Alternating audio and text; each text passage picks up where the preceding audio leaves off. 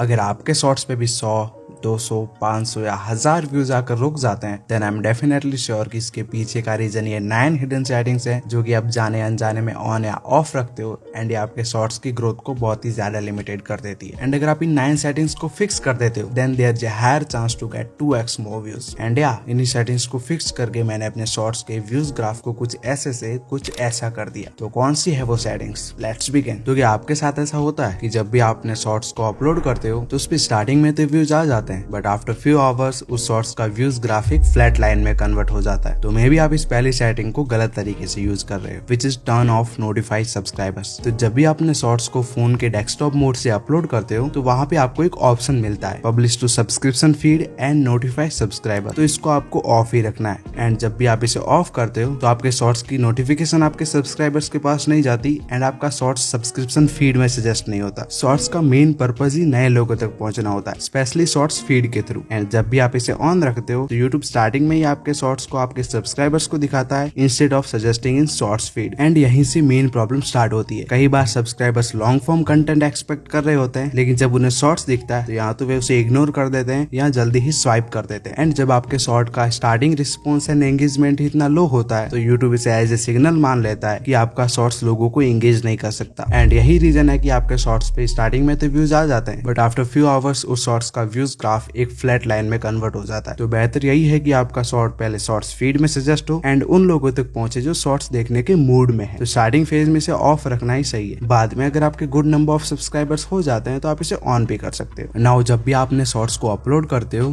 तो उस पे बहुत ही स्लोली व्यूज आते हैं right. Then use this setting which is scheduled at right time. इस सेटिंग से व्यूज ज्यादा तो नहीं बट जल्दी आ सकते हैं। अगर आप अपने शॉर्ट को उस टाइम पे अपलोड करते हो जब आपकी मैक्सिमम ऑडियंस यूट्यूब पे एक्टिव ही नहीं रहती तो आपके शॉर्ट्स का स्टार्टिंग एंगेजमेंट काफी लो हो सकता है। फॉर एग्जाम्पल इंडिया की मैक्सिमम ऑडियंस शाम को 6 बजे से लेके रात को 10 बजे तक यूट्यूब पे एक्टिव रहती है। वही अगर आप अपने शॉर्ट्स को मॉर्निंग में अपलोड करते हो तो व्यूज बहुत स्लोली आएंगे। एंड इसको आप अपने अकॉर्डिंग भी फाइंड कर सकते हो कि आपके शॉर्ट्स के लिए परफेक्ट टाइम क्या है एंड आपकी मैक्सिमम ऑडियंस कब यूट्यूब पे एक्टिव रहती है। सिंपली आपको अपने YT स्टूडियो में आ जाना है then click on analytics, go to audience tab and scroll down. यहाँ पे आप देख सकते हो कि आपके शॉर्ट्स के लिए परफेक्ट टाइम क्या है एंड आपकी ऑडियंस यूट्यूब पे कब एक्टिव रहती है। ये कलर जितना ज्यादा ब्राइट होगा इट मीन्स कि आपकी ऑडियंस उतनी ही ज्यादा एक्टिव है। एंड जिस टाइम पे आपकी ऑडियंस ज्यादा एक्टिव रहती है उस टाइम से नियरली 30 to 40 मिनट्स पहले आप अपने शॉर्ट्स को अपलोड कर सकते हो। हालांकि ये बहुत छोटा मूव है लेकिन काफी ज्यादा इफेक्टिव है। नाउ ये जो नेक्स्ट सेटिंग है इसका अगर आप सही तरीके से यूज कर लेते हो तो यूट्यूब को काफी ज्यादा आसानी होगी आपकी टारगेट ऑडियंस फाइंड करने में which is use fewer but high quality hashtags. मैंने ऐसे कई शॉर्ट्स देखे हैं जो बहुत ही ज्यादा हैशटैग्स यूज करते हैं बट उनके व्यूज एवरेज ही आते हैं। And same on other side ऐसे भी कई शॉर्ट्स है जो बहुत ही कम हैशटैग्स यूज करते हैं बट स्टिल उनके अच्छे व्यूज आते हैं। तो मैटर ये नहीं करता कि आप कितने हैशटैग्स यूज करते हो, मैटर ये करता है कि आप कौन से हैशटैग्स यूज करते हो क्योंकि हैशटैग शॉर्ट्स का बहुत ही इंपॉर्टेंट पार्ट है एंड यही यूट्यूब को ये समझने में हेल्प करता है कि आपका शॉर्ट्स किस बारे में है एंड किस ऑडियंस को दिखाना है। एंड जब भी आपने शॉर्ट्स या निश से रिलेटेड हैशटैग्स यूज करते हो तो आप यूट्यूब एल्गोरिथम को ये क्लियर सिग्नल दे रहे हो कि आपका शॉर्ट्स किस टॉपिक पर है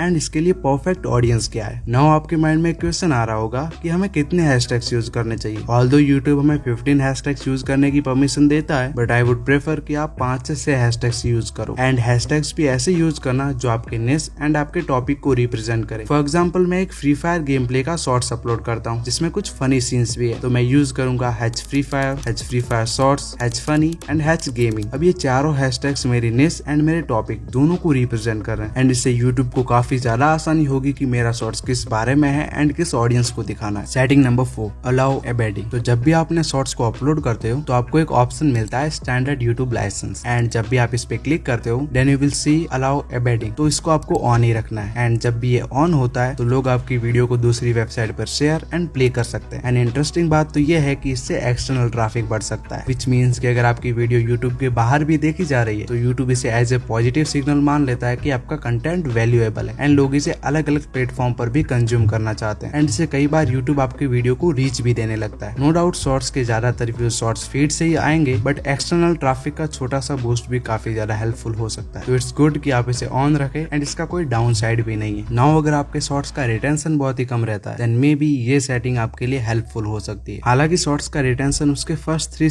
सेकंड ही डिसाइड करते हैं, बट अगर आप इस सेटिंग्स को सही से यूज कर लो तो ये भी आपके लिए हेल्पफुल हो सकता है, which is loop and thumbnail. Loop का मतलब होता है कि जहाँ पे आप अपने शॉर्ट्स के ending point and starting point को इतनी स्मूथली अटैच करते हो कि व्यूअर को पता ही नहीं चले कि कब शॉर्ट्स पूरा हो गया एंड कब दोबारा शुरू हो गया। एंड इस टेक्निक को Mister Beast and Jack King जैसे बड़े क्रिएटर भी यूज करते हैं एंड ये रिटेंशन बढ़ाने में काफी ज्यादा हेल्पफुल हो सकता है। तो इफ पॉसिबल इसको अपने नेक्स्ट शॉर्ट्स में अप्लाई करना। अब इसी सेटिंग में एक और सब सेटिंग है which is thumbnail. Thumbnail shorts के पैकेजिंग को बहुत ही ज्यादा स्ट्रॉन्ग बना सकता है। एंड क्या आपके साथ कभी ऐसा हुआ है कि जब भी आप यूट्यूब ओपन करते हो एंड आपको कोई शॉर्ट्स देखना होता है तो आप उसी शॉर्ट्स पे क्लिक करते हो जिसका थंबनेल देखकर आपके माइंड में क्यूरियोसिटी एंड एक्साइटमेंट क्रिएट होती है एंड आप ये जानने के लिए उस शॉर्ट्स पे क्लिक कर देते हो कि आगे क्या हुआ। मेरे साथ तो ऐसा होता है एंड ये बहुत ही अच्छा वे है ऑडियंस को अपने शॉर्ट्स पे क्लिक करवाने का। अब यहाँ पे आपको कोई हाई डिजाइन थंबनेल बनाने की जरूरत नहीं है, आप अपने शॉर्ट्स के एंगेजिंग एंड क्यूरियस पार्ट को भी एज ए थंबनेल यूज कर सकते हो। Setting number 6, right description. Mostly creator इस पार्ट को इग्नोर कर देते हैं बिकॉज दे थिंक कि डिस्क्रिप्शन यूट्यूब के लॉन्ग फॉर्म कंटेंट के लिए बेनिफिशियल हो सकता है, शॉर्ट फॉर्म के लिए नहीं। एंड हमें ऐसे भी तो कई शॉर्ट्स देखने को मिल जाते हैं जिनके डिस्क्रिप्शन में कुछ भी नहीं होता but still they get views. तो हाँ, डिस्क्रिप्शन का यूज ना करने से उन क्रिएटर को कोई भी फर्क नहीं पड़ेगा जो ऑलरेडी एक अच्छी पोजीशन पे है, लेकिन न्यू क्रिएटर के लिए एक साइड वर्कर की तरह काम कर सकता है यूट्यूब को ये क्लियर करने में कि वीडियो किस बारे में है एंड इसके लिए वैलिड ऑडियंस कौन सी है। एंड ऐसा भी तो नहीं है कि अगर हम डिस्क्रिप्शन लिखेंगे तो यूट्यूब उसको पूरी तरह इग्नोर कर देगा या फिर चेक ही नहीं करेगा। एंड अगर यूट्यूब ने अपने को ऐसा कोई ऑप्शन दिया है जिसमें हम अपने कंटेंट को एक्सप्लेन कर सकते हैं तो हम उसको मिस क्यों करें। एंड यहाँ पे आपको कोई बड़ा डिस्क्रिप्शन लिखने की जरूरत नहीं है, सिंपली आप 2 या 3 लाइन में अपने कीवर्ड लिख सकते हो एंड 2 या 3 लाइन में अपने कंटेंट को एक्सप्लेन कर सकते हो। अब यहाँ पे ये जो डिस्क्रिप्शन की आउटलाइन है इसको या तो आप खुद लिख सकते हो या फिर किसी भी एआई टूल से भी लिखवा सकते हो। तो हाँ, इसको भी अप्लाई करना मत भूलना। नाउ ये जो नेक्स्ट सेटिंग है इसका अगर आप सही तरीके से यूज नहीं करते हो तो यूट्यूब का आपसे ट्रस्ट तो कम होगा ही एंड मे बी आपकी रीच भी डाउन हो सकती है, which is use of AI. तो जब भी आप अपने शॉर्ट्स को अपलोड करते हो एंड नीचे एट्रीब्यूट्स में जाते हो then you will see a option of AI use. अब अगर आप अपने कंटेंट में एआई का यूज कर रहे हो लाइक एआई क्लोन,